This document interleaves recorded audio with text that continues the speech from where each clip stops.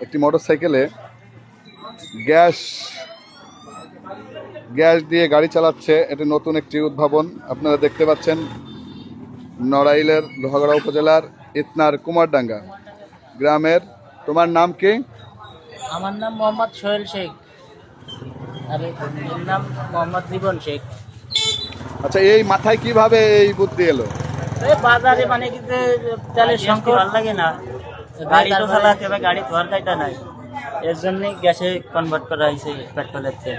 তো কোনো অসুবিধা হচ্ছে না? না, কোনো অসুবিধা কয়- নেই, আরো সুবিধা পাওয়া গেছে।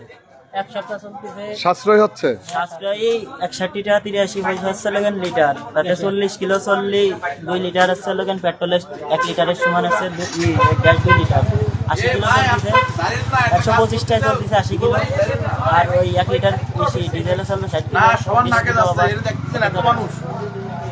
এতে লাভ পাওয়া গেছে। এর পরবর্তীতে আমাকে আরেকটা কথা আছে কি যে যদি ডিজেল না পাই, আমাকে পাওয়ার টিলার আছে, ইঞ্জিন আছে, ওই গ্যাস দিয়ে চালাই, দেখবো যে এই কত দূর কি করা যায়। পরবর্তী পরবর্তী যদি ডিজেল যদি না পাই, যে গ্যাস দিয়ে করবে।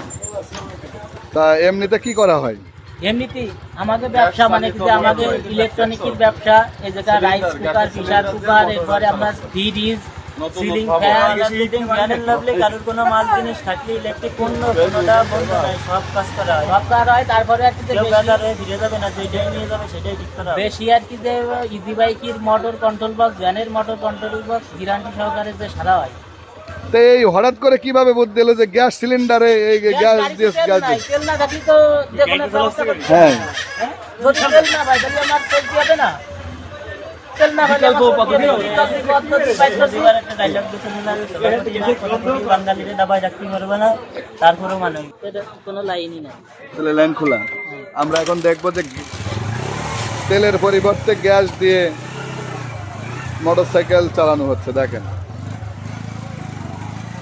দেখতে পাচ্ছেন, দেখেন।